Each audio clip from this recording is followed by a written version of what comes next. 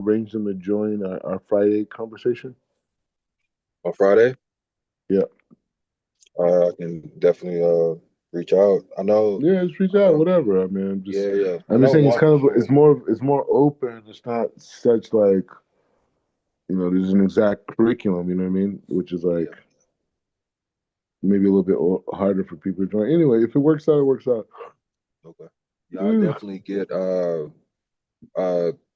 my friend whose daughter passed for sure. Definitely. Yeah, yeah. He did the eulogy, by the way. He did the what? He did the eulogy. Like he did his daughter, he did an amazing job. He really did. No, oh wow. That was his daughter. I mean, it was a girl, right? Yeah, it was his daughter. Hmm. Hmm. No one we know should ever have to deal with anything like that again. Oh man. Okay. Um, all right, so we're going to continue on what we're finished because the safer is only three chapters. Okay. They have this one we're learning is like 42 pieces we're going to learn right now. Okay. But the key thing is all about the redemption and training ourselves to see Mashiach and to think about Mashiach and every day and how to bring Mashiach more in our days. And it's important because a lot of African Americans, their connection to Christianity is because they do have this idea of Mashiach and the redemption. However, the challenge that they have is that they learned it from a Christian perspective, which was rooted in the philosophies and the thinkings of Asaph, which Mhm. took a person who was a Jew and put him on the status of being a God character and destroying the whole concept of the Ein Sof, or the idea of the endlessness of the Creator, and said then basically that this person who's your Messiah or your king type person or God, whatever, in some circles, this person died, and now you don't have to keep any Torah mitzvot. You just got to believe in this person, right? Mhm. Which is like, okay, if you make such a statement, show me how the new universe works. What does the new system works? How does a light vessel? How do we remove the bread of shame? How do we correct our neshamas? How do we become resurrected after the dead? How does our soul expand it? If you're throwing out all that, what's the new system? Mhm. And I could guarantee you 100% of the Christians on planet Earth cannot give you a new system. And the same thing by Islam and other people. They could say, okay, we have this new thing. Okay, so show us how it works. We have a system. You say our Torah is true. You say that there are 7 days in creation, or 7 days of the 7 days. You said that there was Adam and Eve. You said there was Noah. You said that, okay, so we all agree. You said there was Solomon, Ezekiel, Isaiah, all these people. Okay, now you come along and say, now everything is falling off, and this is a new system. So show me what is the process of the soul that changed from the time of Moshe to your religion, right? And this Mhm. process of the soul to your religion, how does it work? You're just telling me I don't have to keep the Torah anymore. Okay, cool. I was told in my previous understanding, because my ancestors stood on Mount Sinai. That's why I'm here right now. So you're telling me that they stood on Mount Sinai and God gave them this creative system that was explained over centuries and centuries by our sages, and you're saying that whole system is out of Torah mitzvot. Okay. Say you don't believe in that. You don't listen to Rabbi Ashlag. Okay, cool. You don't listen to Rabbi. You don't listen to Ari. You listen to Rabbi Shimon. You don't listen to Rabbi Kiva. Okay, cool. But the Torah says I got to keep the mitzvah. Now you're saying that now that system's out. So explain that to me. How does it work now? They can't do it. They can't do it. And that was part of my exodus into Torah in Judaism. Like, show me what the new system is. You came along and said it's a new system. All right. So, anyways, let's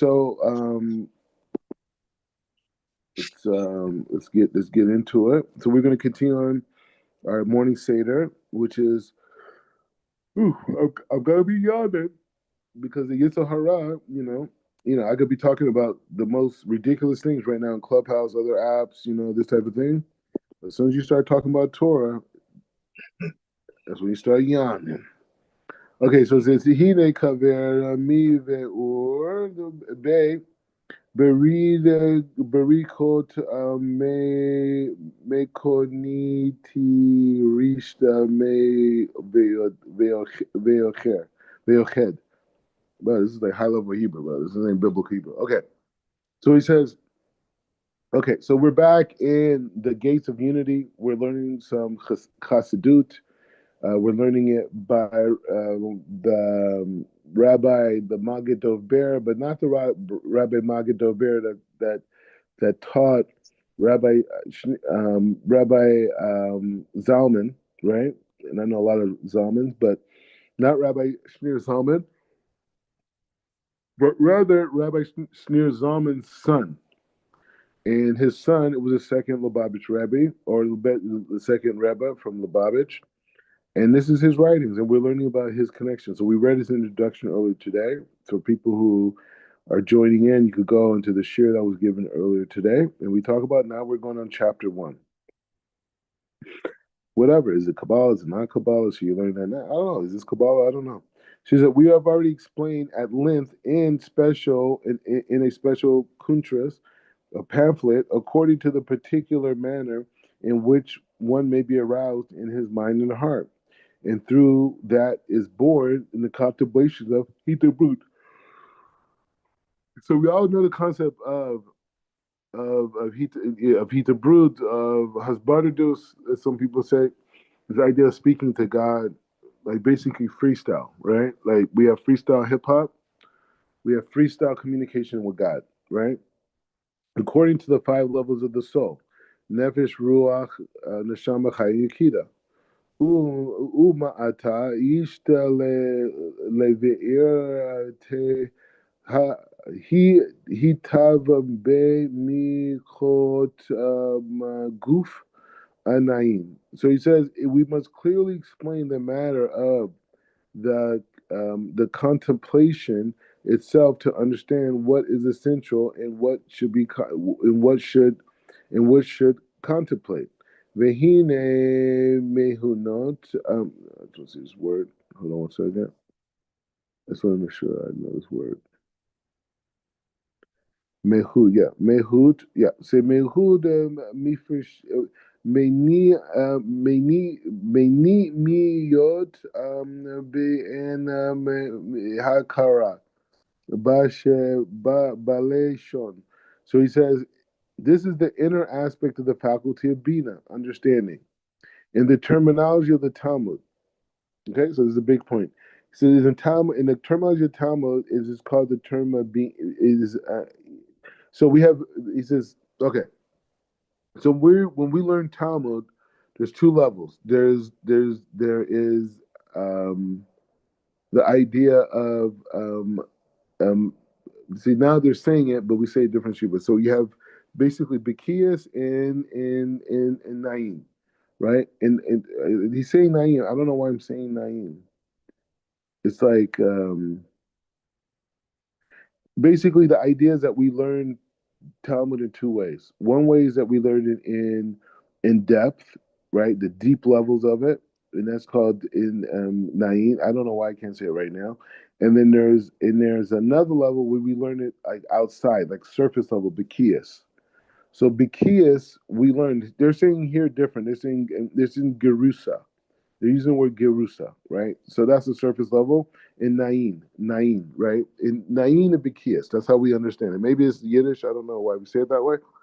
But the point is just saying, so we learn the Torah in 2 levels. Bekias means we learn it on on a surface level, meaning we're just reading, and we're just getting what it says on a push-out level, but that allows us to understand where the direction of the flow of the Talmud is going, right? Because the Talmud has a flow. And Bekias in Nain, I got, forgive me, please, my Rabbanim, please forgive me for if I'm saying it wrong. I just can't say it right now. My head is like all over the place in terms of so many different forms of Hebrew and dialect throughout the day through the classes. So forgive me. So it's just saying it says Bekis in Inyan, like Inyan. That's really the word Inyan. Inyan, right? Inyan is this idea of studying in depth. See, I got it. It's in my head. It's just like I'm moving my brain from English to Hebrew to Aramaic to Talmudic Hebrew to the 5 books of Moses and the dialect of the Tanakh, So my head, it's jumping all over the place. So So it says in inyan, and inyan means which is in depth, and then you have bekiyas, which is saying gerusa, right, which means the study outside. So when we read the Talmud, we just go through it on bekiyas, or it's in gerusha here. We're learning it. Just go, we go, and we don't really ask questions. We just learn it, and then we go back and we do the inyan, right, the study in depth, right. And so we do that. So he's saying like, he said there's an inner aspect of Bina, and he said the terminology there is the Inyan, right? Is the inner depth, and he's showing the difference between the inner depth and the external aspect, right? So he says Perush Hagirushahu Rak Mivenat Hadaver. So he says the explanation of surface studies is that one understands the subject only at first glance, in that he follows quickly through the subject matter he studies without restraining himself and pausing as known. So this is the idea of is this the idea of bikias, like the learning of the outside. He says, "Al derek mashela ha mivit be anu ala dever ma." He says, for example, one glass upon a certain. Bro, stop calling me, bro. Why people call me when I'm giving share, man? Like all day, no one calls me. They call me every time I'm calling. Everyone wants to call and give me share. For example, one may glaze upon a certain object without contemplation at all, to understand the nature or how it is. He does not investigate, and he of his inter and parts of in except in a passion fashion. Okay, so he's saying there's two ways to learn the Talmud, right? There's the way of the Inyan, right, which is the learning in depth, and then you have Bikiyas or Gerusa, which is learning the superficial of. So this is he's saying these are two approaches to life. Some people just look at the life and they say, okay, this is happy, that's happy, happy. Okay, I'm just living life and I'm just going through it. But there's a person who goes through life and sees these things and wants to find the connection. He says, for example, one may graze upon a certain object without contemplating it at all to understand its nature or how it is. He does not investigate of all the inner and outer parts except for the passing fashion. Shay, it's interesting too. When I was in yeshiva all those years,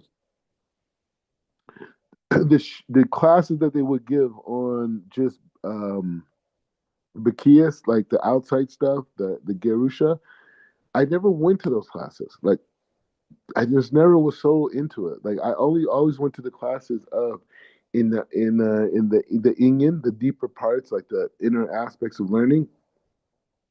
And the thing is, what I realized is that I missed out a little bit by not going to those sharing, because for me, the way that I learn is so in depth, So I don't really go through things. Like I may not even make it through all the parsha during the week because I'm so in depth in every single word, every single sugya, every single verse, every parsha. I mean every pasukim, all the different things, right? So there is a value in just being able to go through everything and get the content and then go back in depth. Sheva mi shek zaman ud dai shokecha alav v'ni sorry ligarim vegam lo yochal lisaper. So he says, certainly with the passage of time, he will forget about it together. Furthermore, he will be able to relate to the general matter of what he saw with his fellow man. This is because only eyes fell upon him in the passing fashions without keeping his eyes upon it all. Uvekin havaret saying it in depth. Ve'shachala be'izeh. So he says, and likewise, when a person, he says, and likewise, the case is, and likewise, the case when the mind's eye gazes at a specific logical construction in just passing fashion, because he understands the concept only at first glance without pausing and restraining and causing himself to analyze, investigate it properly. And he is not known to the concept to the ultimate depth at all. So it's like this idea. People go and they go to the store and they see advertisement, right? And the advertisement has certain colors, has certain words, has certain imagery, and they say, "Hey, I relate to that," and they purchase it. Then there's another person who sees the same thing and they pick up the package and they look at the ingredients and they look at what it's made of, and then from what it's made of, they decide if that's for them.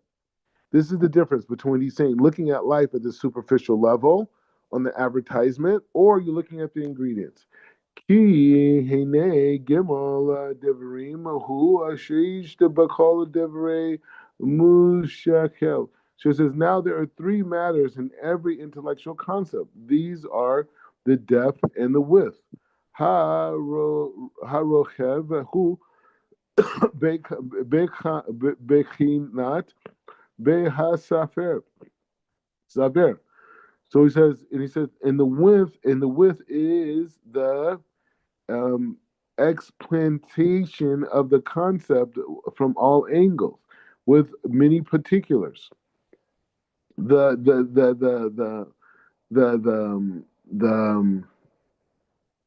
I don't know what is this, the etymologist of the width of the river in contrast and understanding the concept simply as similar to the narrow river. So I don't understand this example fully, but he's comparing this idea of the width of the river and the narrowness of the river. So he's saying the width of the river is the broad understanding, but the narrow aspect of the river is being to understand what aspects, what what are the different dimensions of the river, which shows a form of limitation. That's what I understand. Uvarek hu ma'as osam yirdut. So he says the length of the concept is tremendous descendants of the concept to invest into various different analogies so that it may be brought within the reach of a small child. This anal this is this analogy this analogy of flowing river that is drawn out in its length. The concept is explained in length in the Hasidic manuscript in regards to the matter of the length of the hides. Ve'asmuk hu keu mek mahana'ar shemishim mitruhav sorry mitruhav. So I'll make sure I say that right. Yep. So he's getting it from Malchut. Malchut. So it's Malchut Tav. Interesting. Okay, so the depth of the concept is, but what is this word? What is this analogist? You see it? Yeah, I think it's yeah. Let's see, Analogist? analogous. What Yeah, I does believe that mean? so. Do you know what that means? I think it's like comparison. Let's see. That's what I thought too. Okay. So he says, and the concept of is and acknowledges to the depth of the river. So he's comparing, like you're saying. He said, from his depth of the river is widened, but in itself it is not wide at all. However, it is the main essence of the river, which is called the undercurrent, which is the main strength of the flow of its source. It says ume mayim. This is talking about water. Umein sha'ala ge. He says geviv be guva ve sadedi ha usmach. So he says like this: in the river that are above in depth, to the height or to its size and even the length are secondary to it. Only for the only representative of the spreading forth of its strength. Yeah, omek ha miskelevahu bechanat asam nikudot.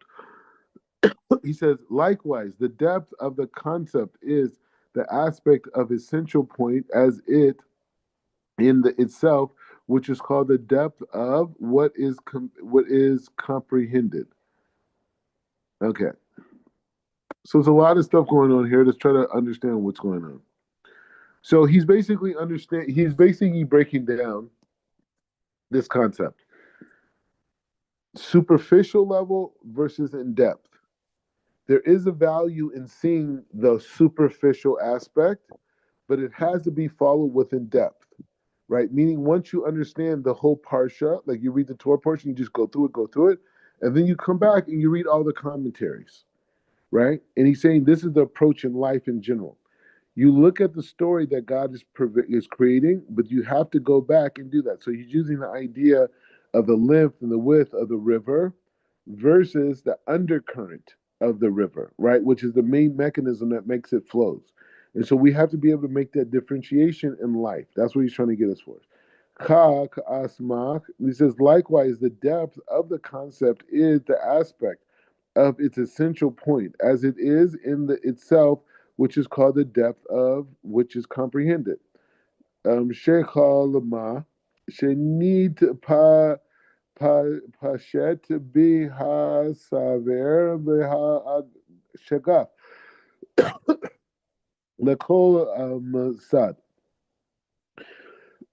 It says everything that spreads forth in the explanation of this concept, either the great width or the many angles and details, and also the great descent of the length and even the height above to understand the higher concepts through this concept all the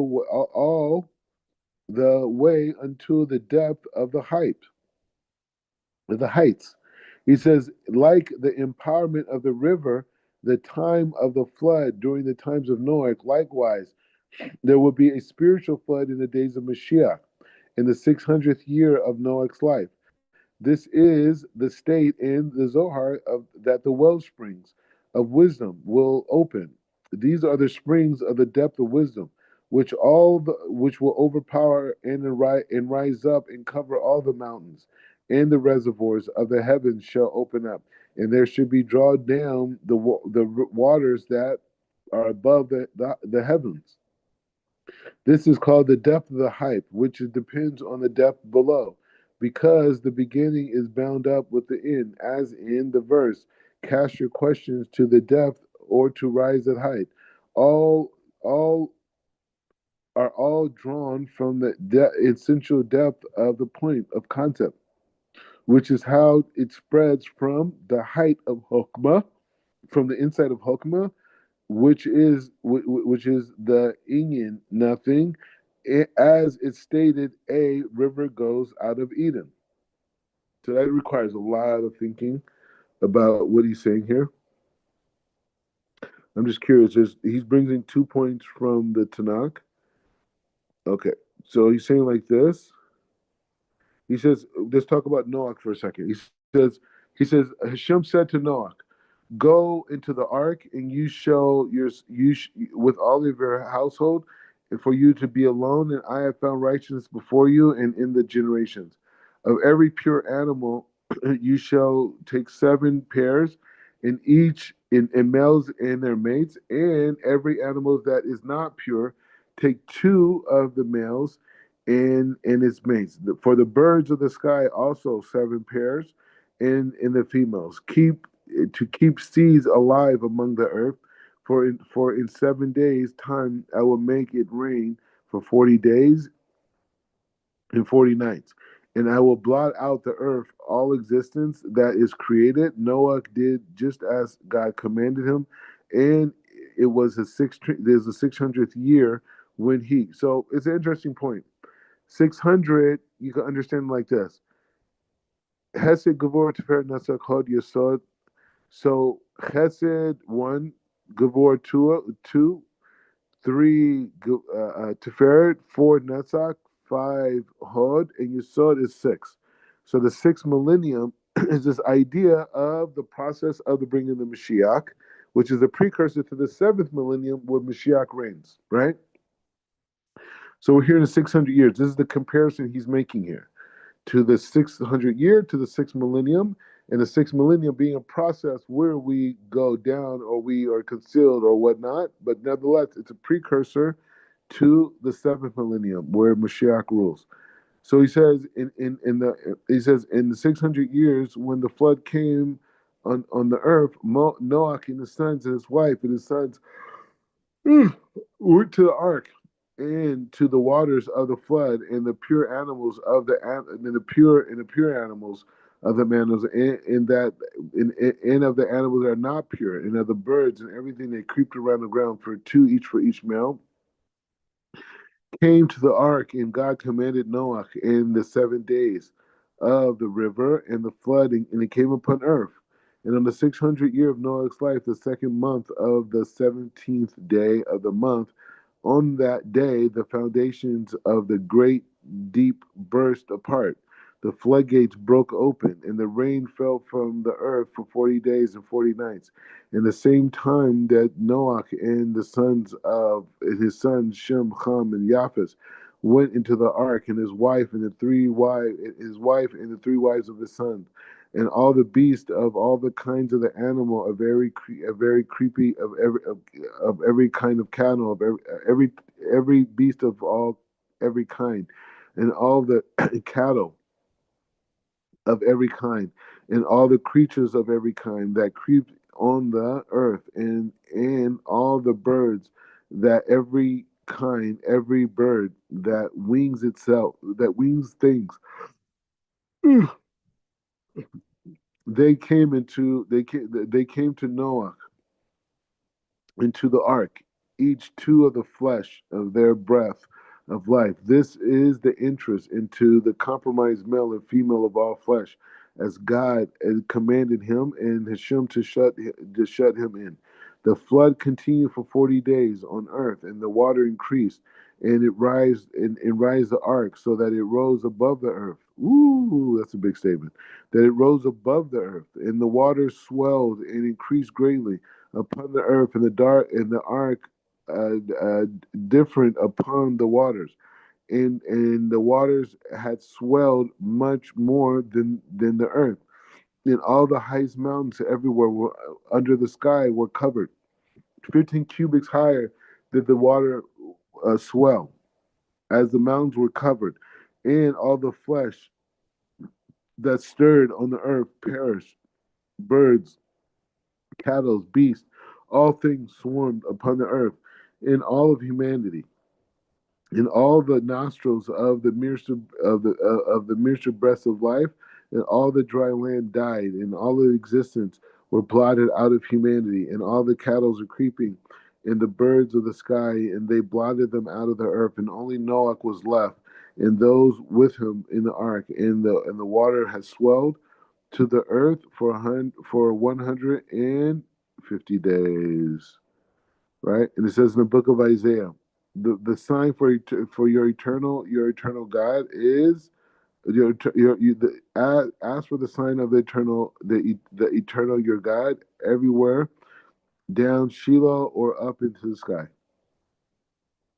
All right, so let's go back over this and let's understand this. Okay, so what he's saying, everything that's spread forth, the exceptions of the concept either grade or angle. So we're utilizing these things that exist in God's creation that we learn in the Torah as a way to understand this process of redemption, right? So he's using the concept of Noah's flood coming in the 600 years.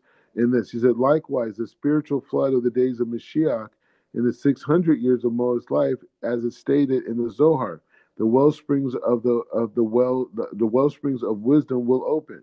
These are the springs of the depth of wisdom, which overpower and uprise the cover of all mountains. Then the reservoirs of the heavens shall open up, and they shall be drawn down the waters from above the heavens. This is called the depth of height, which is dependent upon below, which is because this is the beginning of the bounding up. So this is the idea. So we're understanding this idea of redemption, of saying that there's different redemptionim, if that's such a way to say it in English, that we've had that have come. So he says like this. He says Shehavini Nikara Nahar, Ve Chachma Nikara. So he says, Bina, understanding, is called river. So he's going to break it down. While Chokhmah, insight, is called spring, as known. Vehu ha nikara anaim. So he says, inyan. So he says, vehu nikara inyan. So he says, this is the mode of study of called inyan, in depth, that keeps his mind on the concept and analyzes it greatly. This is the slow in depth, which is the opposite of the quick surface level of study. De hayinu kedi leamo leameku shelev he mu shachela kemo. He said the purpose of this specifically to reach the depth of the concept, which is in the innermost essence point. Kemo ha המסתכל על דבר מה בעינינו ולא על בהעברות בעלמה. So he says, and in this comparison to one who grazes his eyes upon a certain object, but in not a passing manner, rather he keeps his eye on it with great attention and scrutiny, taking this time until it's known well, and it is eternal in the innermost component. Vehu nikarab. So he says, in those who study in this type of study is called hashbadadu, contemplation. Hashbadadu specifically spells into has is spelled with two noons to signify it is contemplate it signifies that one is to contemplate it and to analyze it greatly. This is in accordance to the explanations of Rashi, the word of inyan, to stand upon the subject to understand it clearly. So he's teaching us like this idea of like the same way that the sages in the historical process to learn Torah has its two aspects of I can't even say it because I'm saying, the Satan doesn't want me to say it. The inyain, which is the in-depth study, and Bakias, right, which is the general thing. But he's saying this is an approach to life. He says une masa bechanat hanain ha'ain miha iyan hazeh havo rak. So he says, and we find in this aspect of inyain is only in the aspect of reciprocal for the delving into Bina itself. So he says when we learn in depth, we're connecting to the level of Bina. At first glance, the aspect of inyan is called the delve of the concentration, which is commonly used. In truth, this is not the case of the delving of the concentration is only a vessel that allows one to actualize the depth of the concept. So he's saying the diving itself and studying depth is not the inyan, it's not the end result, but rather by the study in depth, we create a vessel that allows us to receive a certain light. He says, "She'ule ma'ale mazehu nikara ma'amik."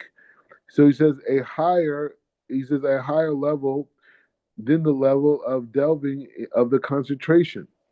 He says, what is the delving what is delving? This method that allows one to reach even a higher chokmah itself. Now, seemingly, chokmah is literally an aspect of an intangible nothingness of the concept that as it exists even before it comes into a category of being the essential depth or point of concept in the composition of bina. As mentioned previously, it is like the water of a spring in comparison to the water of a river. Right? So we learned the both difference. It says aval ha vechanit ve. That's what make sure I'm saying because it keeps coming up. Yeah, Bechinat. Sorry, Bechinat. Bechina ve'asmech be shorish of the shorish of the shell of the shei mushal mushachel. So he says, nevertheless, the aspect of delving in this source is the concept of the source reaching into the very source of the flow of the wisdom of Chokhmah, which is called the depth of Chokhmah or its hiddenness of Chokhmah. For as just as there's the depth of the length of the width of Bina, which is called H something, there is likewise a depth in the length in the width of the spring of Chokhmah, which is called the Inyan nothing. So he's saying like what he's doing is that he's allowing us to understand there's two variables of understanding God, understanding the Torah, understanding the expressions of creation, and this idea of inyayin and bekias, right? So we see things in depth, and we're seeing the superficial level, and he's showing the aspect of the benefit and the power of seeing things in depth in the Inyan perspective, and that's what he's trying to do. He says. ואומך המיעינה וחיינו תחילת sherish mikatzavot. So he says the depth of the springs is the beginning of the source of its inception at its very depth. From there, it flows, spread toward upwards until the drop of water bursts into revelation from the concealment from within the ground. It is utmost concealed in that in its ultimate depth below, as the verse. The well springs of the abyss burst forth, for the earth is riddled with pharisses and veins of water, which have a primary depth about the state of Chokhmah and nothing else. And from this, the concealment of Chokhmah, which is called the depth of Chokhmah.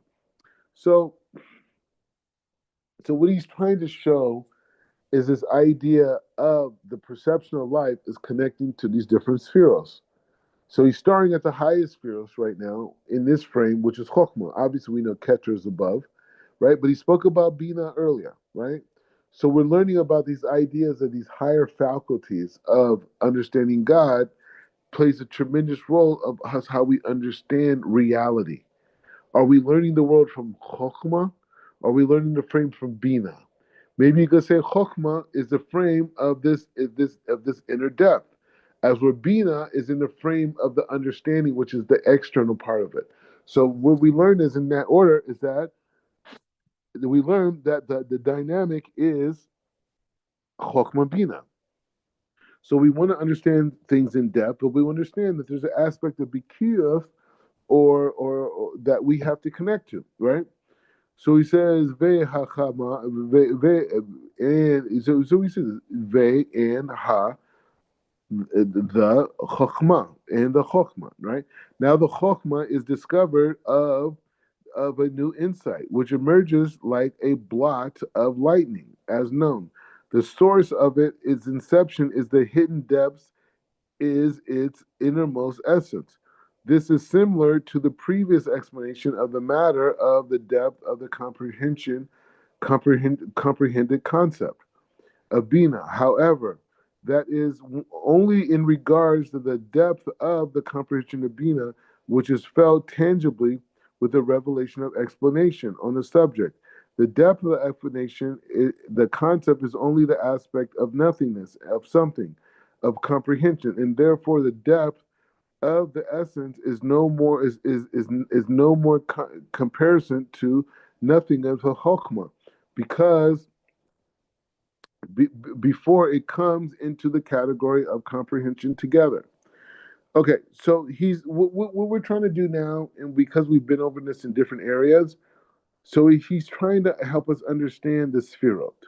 Right now that we have a frame of reality, go another 10 minutes and we'll continue on. We're at 26 now. It's 46 parts of this. I think it's 46, 47. I don't know, something like this. But we're going to continue on tomorrow, right? Because we want to get through this. Actually, tomorrow we're going to go. path of the just. We're back in that. Where it says, so it says ve ma. It says ve ma ma'anam o mech hagi hamirugish hamishi ha hamushiga nikara asar. So he says, and nevertheless, although the depth of the comprehension, which is the 40 gates of Bina, which is drawn from nothingness of Hokmah, like the teacher. So again, he starts with something tangible, like the different levels of studying in depth and that. We understand Hokmah is in depth and Bina is the more the surface level, but he's seeing how they work together. He says, as a wellspring, and we'll stop here. And he says, and the holy, he says, and as a wellsprings will flow from the chamber of the holies, its beginning will be like the antenna of the grasshoppers, and it will widen into the expansive river. And like its source also reaches into the depth of the Chokmah itself, it is clearly observable that dwelling into specific depths of comprehension will bring one to the source and the root of the concept, thus enable us to bring a new light of Chokmah into Bina. So he's saying that he's showing us how Chokmah and Bina come together. So once we get into the depth of an understanding of something, we could bring it into a more broader understanding that we can function with, right? So Bina allows us to function. Chokmah is this. So this is like a big merit that we're learning this because it's going into a very deep part of these different spheres, as were before Rav Ashlag and the Rav Chaim Vital and everything. They expect you to know these details already, so they just going, they're flying. As we're here, the Rabbi Dover, the son of the Alter Rebbe, he's explaining it to us in depth because he wants to understand how these different mechanisms work together. So Chokmah is the ability to understand in depth. Bina is being able to take that depth, understanding, and connect it to a collective. And we'll stop here. So, any points, ideas, thoughts?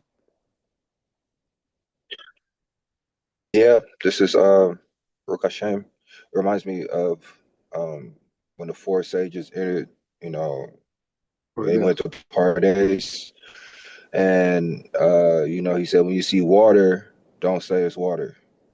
You see, it looks like water from the surface, but it's much more in depth than what you think. So that's kind of what kind of went to my mind, and it's like, there is no chakma without bina, but there's no bina without chakma.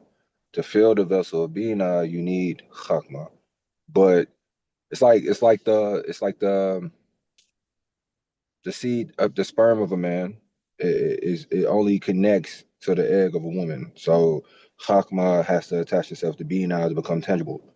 Bina is the restriction. It allows it to actually become a vessel. So is chakma is like the liquid that goes into the vessel.